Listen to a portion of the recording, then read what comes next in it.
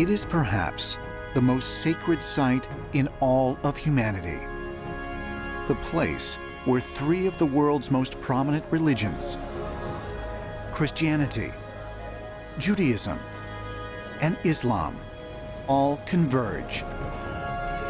It is the heart and soul of what is called the Holy Land. Temple Mount, Old City, Jerusalem. And this 35-acre plateau, surrounded by ancient walls, has been considered sacred for thousands of years. The Temple Mount is sacred to Jews and Christians because it's at this spot that Abraham bound Isaac and prepared to sacrifice him in Genesis 22. For Muslims, this site is sacred because it's from the rock, where the Dome of the Rock today stands, that Muhammad ascended into heaven. What we have on the Temple Mount really is a mixture of three religions, and each one of them has got an aspect to it which makes the place even more important. But in origin, really what we have is a place where God touched down on planet Earth. And ever after, this is the place where communications with the afterlife or the divine realm is to be made. Each year, millions of pilgrims come to Temple Mount to worship God and celebrate holy occasions. But why? In the 10th century BC, King David and the Israelites chose this rocky high ground to build a great temple. This was the site that David, the great king of Israel, had conquered. And so it already had a kind of a blessing about it, because this was where the people of Israel were destined to center their lives in this sacred kind of place. According to the Bible, King David, who had just made Jerusalem his capital, wanted to build in it a house for the Lord. But for reasons that aren't entirely clear, he didn't do so, and it was his son Solomon who built the first Jewish temple. Completed in 957 BC by David's son, King Solomon, the temple was said to house the Ark of the Covenant. The sacred chest, believed to have contained the stone tablets on which the 10 Commandments were written. But according to many ancient astronaut theorists, the Ark also may have contained a power source of extraterrestrial origin. In the Bible, you read about the Ark of the Covenant. Moses was ordered to go to the Holy Mountain, and the Lord gave Moses instruction to construct the Ark of the Covenant. As we know later, the Ark of the Covenant was something very, very dangerous. Solomon installed it in the temple, and it served as the focal point of the temple in its innermost room, the Holy of Holies, into which only the chief priest, the high priest, could go. It's in this innermost sanctum, the Holy of Holies, where God was viewed as resident. So in a sense, the Ark of the Covenant was God's throne in the Holy of Holies, and the place where God reigned from Jerusalem. According to the Talmud, a central text of Judaism, King Solomon possessed a magic ring with a special symbol called the Seal of Solomon, today known as the Star of David. This special ring would allow him to accomplish things beyond what mortals could usually accomplish. And part of what he could do with that ring, with the seal on it, was control the demons. And that gave him a kind of power and an ability in the construction of that temple that others would never have had. According to Islamic text, King Solomon also had a magic carpet of green silk, sufficient for his throne and all his forces to stand on. Now, magic carpets, do they exist? Of course not. So what was it that our ancestors tried to describe in those stories? So where was he getting these strange powers? Was he really in contact with extraterrestrials who had literally given him a spacecraft to fly around in? After studying the intricate geometry and design of Solomon's temple, even Sir Isaac Newton questioned if the king had built the temple with secret knowledge. It was very highly advanced architecturally, catching certain kinds of light, being very precise in its astronomical alignment. And the question for modern scholars and architects is, what was the level of technology available to King Solomon that allowed him to design and lay out the temple according to these principles? There's a text, as a matter of fact, called the Testament of Solomon that suggests that Solomon didn't only use mortal builders and architects, but he brought in demons. He forced them to do some of the labor because demons are especially strong. Might and advanced energy source within the Ark of the Covenant have allowed King Solomon to wield immense power. Lake Guatavita, Colombia. Believed to be the site of an ancient meteor crater, this circular-shaped mountain lake is at the center of one of mankind's greatest searches. The search for El Dorado, the lost city of gold. Since the 16th century, El Dorado has been the holy grail for fortune hunters. Legends abound about a place full of untold riches somewhere in South America. Yet to this day, the mythical city remains undiscovered. But if such a magnificent place does exist, how has it eluded explorers for centuries? Some believe the answer lies within this mysterious lake. The story of El Dorado developed from the Lake Guatavita that was within the territory of the Muisca, or the Chibcha people, which was a chiefdom, not quite as high civilization as the Incas or as the Aztecs, but a chiefdom with civilization itself that had a lot of gold. The ruler in the southern half of the Muisca territory was known as the Zipa. But the conquistadors who arrived there in the 16th century called him El Dorado, Spanish for the Golden One. They gave him this name after observing the Muisca's most sacred ritual. The Zipa would float out on a royal barge to the middle of Lake Guatavita to make offerings of gold to a god believed to live at the bottom of the lake. It was said that the chief, adorned with resin and then adorned with gold dust, would jump into the water in order to wash the gold dust off, and that this gold would accumulate in that lake, and that golden objects as sacrifices would be thrown into that particular lake. And from that came the belief of El Dorado around Colombia.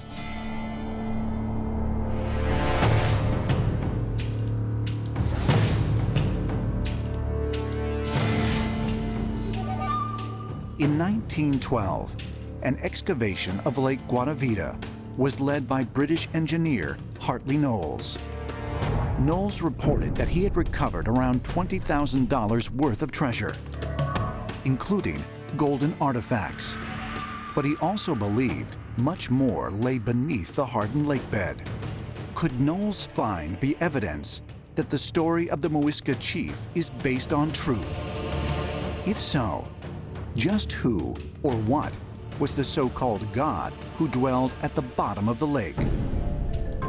A number of researchers have suggested that ancient aliens have come to Earth primarily to mine gold.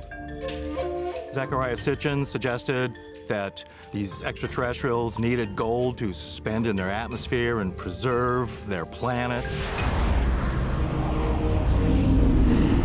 Is gold something that's really important to space exploration and to astronomy? Well, it actually is very important, and the reason why is because gold is an inert material. It doesn't react with anything. The other thing that's very important about it is that it is a wonderful conductor of electricity. And last but not least is the fact that gold is a perfect reflector of infrared energy. you can use gold blankets to protect spacecraft against the intense heat of a star or any sort of heat source. Saudi Arabia, the heart of the Middle East. In a narrow valley 50 miles inland from the Red Sea lies Islam's holiest city, Mecca. Here in the year 570, Muhammad, the founder of Islam, was born. Considered by Muslims to be a prophet and the messenger of God. At that time, Mecca was a prosperous commercial center, a port from which goods brought from India and farther away in Asia were transported overland north to Damascus and by sea to Egypt. It was in this commercial center that the Prophet Muhammad received his first revelation. If you want to encounter Muhammad, if you want, in a way, to meet with his ideas, one of the greatest places to go is to go to Mecca. Muslims pray in the direction of Mecca 5 times a day. So certainly as a holy shrine, it is the center of the earth, a heaven's gate where the opening of heaven takes place. And that's why it is so revered. In the center of Mecca lies the Grand Mosque, the largest and holiest place of worship for Muslims. And at the heart of the Grand Mosque is the Kaaba, a cube-shaped granite structure measuring 43 feet high by 36 feet wide. According to Islamic tradition, the Kaaba was built approximately in 2000 BC by Abraham, a figure who serves as patriarch to both Muslims and Jews. In the Bible, it is said that Abraham had a couple of children, and his first son was Ishmael and his second son was Isaac. And it is said in Islam that Abraham and Ishmael were in fact the two that came to build the Kaaba. Covered by black silk and embroidered in gold, the Kaaba is the most sacred structure in Islam. Nearly 3 million Muslims make a pilgrimage to the Kaaba every year, a journey known as the Hajj.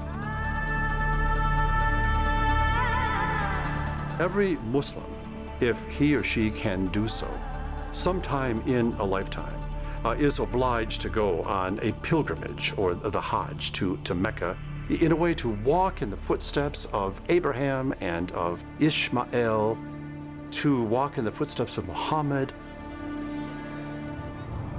The main ritual performed at the Kaaba is for pilgrims to enter into the enclosure where the Kaaba is, that cubical structure, and circumnavigate the Kaaba 7 times in a counterclockwise direction.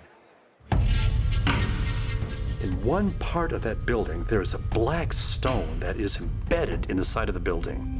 And nobody knows exactly where it came from. But the legend is that it came down from the sky, was brought down by an angel, and found its way into this particular location of the shrine.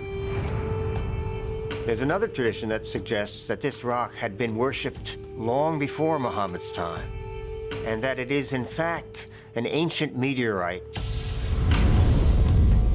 which for ancient peoples would have been a sign from a god or gods. Now, during the time that they're encircling the Kaaba 7 times, if they were able, they should try to kiss the meteorite stone.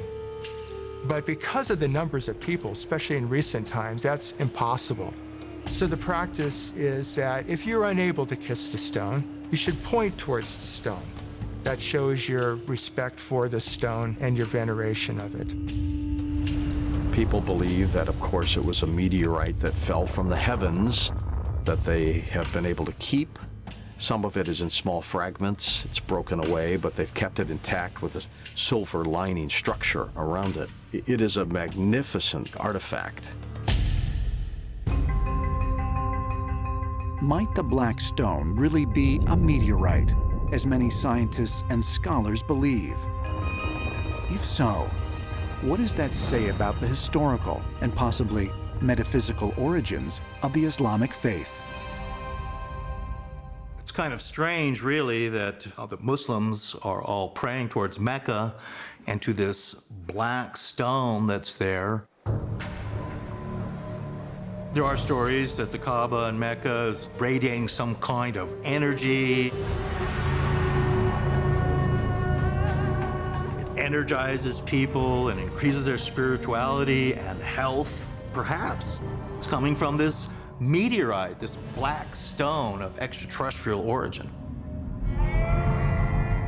Today, because of its intense spiritual significance in the Islamic world, any forensic examination of the black stone is strictly forbidden.